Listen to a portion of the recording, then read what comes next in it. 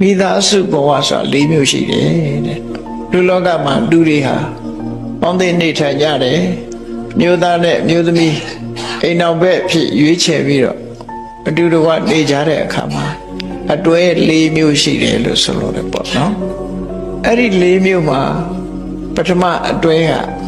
မြတ်စွာဘုရားသုံးတဲ့စကားလုံးလေးနဲ့တွေ့မယ်သဝနဲ့ဒီဝဆိုတဲ့အတွဲကိုတွဲထားသ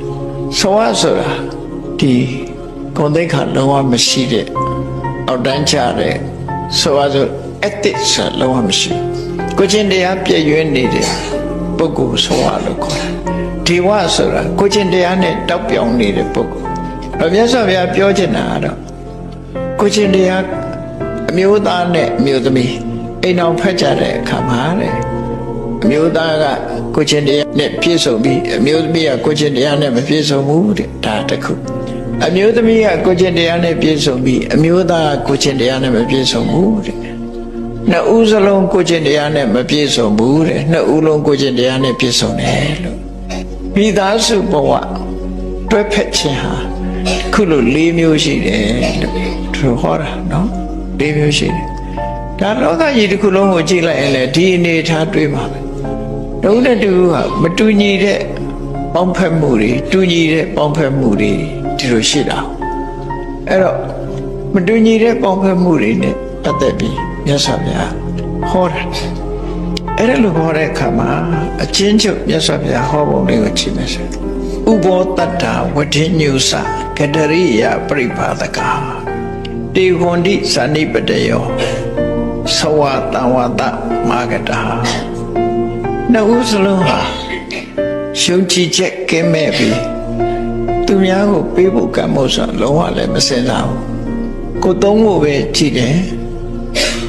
ကိုပစ္စည်းတရွေးသားမှသူများမပေးဘူး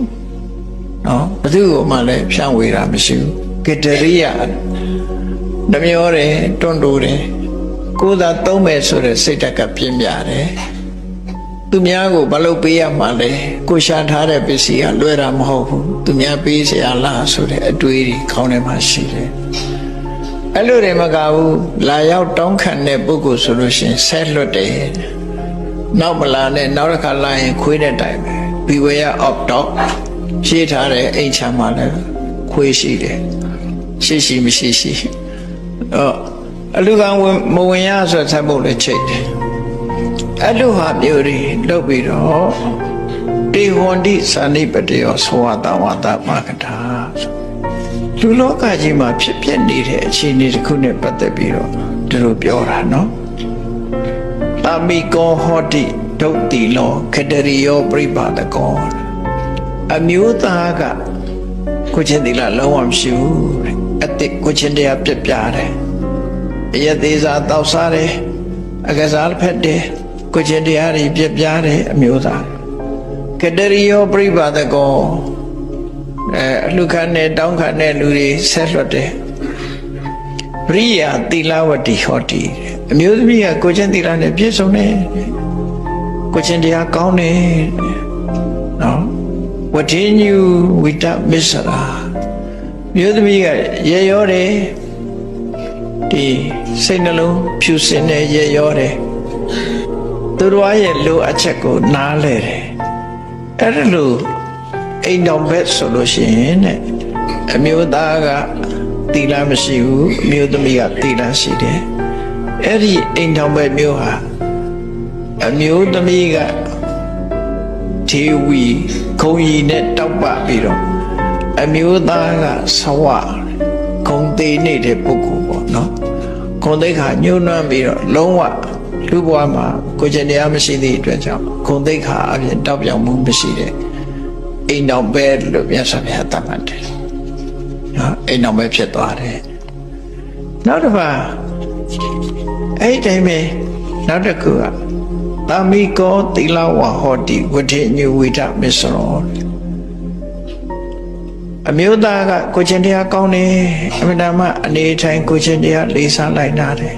ဝဋ္ဌိညုဝိဒမစ္စရာဝိဒမစ္စရောတပတ်သားရဲ့ခံစားချက်လိုလားချက်တွေကိုနားလဲသဘောပေါက်ရမြမကသူဟာဒီ ကိုယ်သာသုံးမယ်ဆိုတဲ့စိတ်ဓာတ်မရှိဘူးရက်ရောတယ်နော်ဖော်ရွေတဲ့ရက်ရောတယ် generosity ပေါ့ရက်ရောတယ်ပရိယာဟောတိဒုတ်တိလာအမျိုးသမီးကကိုကျင်တရားမရှိဘူးကတရိယာပြိပါဒကနှမျိုးစေးနေပြီးတော့ဆက်ဆူချိန်မောင်းတတ်တယ်အဲ့ဒီလိုဆိုလို့ရှိရင်တာပိသဝတံဝတ္တိသဝေနပတိတာဟော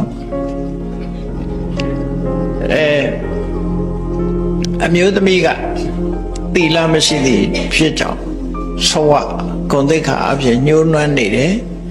အမျိုးသားကသီလရှိသည့်အတွက်ကြောင့်ဒေဝ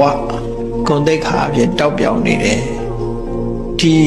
မိသားစုဘဝဟာတူကသီလရှိတူကသီလမရှိဂုဏ်ကြီးရှိမရှိနှစ်ခုပေါင်းဖက်ထားတာဖြစ်လို့ဒီအိမ်တော်ဘက်ဟာတစ်ဖက်နဲ့တစ်ဖက်မလိုက်ဖက်တဲ့အိမ်တော်ဘက်လို့သူတို့ပြောရမှာဖြစ်တယ်ပေါ့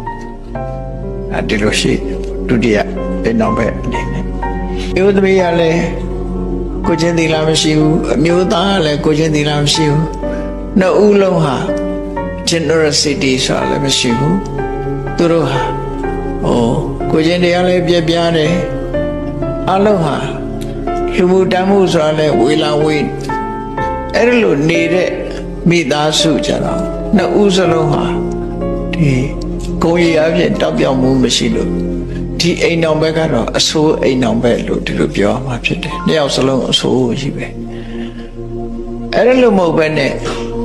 အမျိုးသားကလည်းကိုချင်းသီလနဲ့ပြည့်စုံတယ်ရရောတယ်အမျိုးသမီးကလည်းကိုချင်းသီလနဲ့ပြည့်စုံတယ်ရရောတယ်ဆိုတဲ့အိမ်တော်ဘက်ကြတော့နှစ်ဦးစလုံးအကောင်းကြီးကြည့်လိုက်ဖက်တဲ့အိမ်တော်တဲ့ချီးမွမ်းမွယ်ကောင်းတဲ့အိမ်တော်ဘက်လို့ပြောရမှာဖြစ်တယ်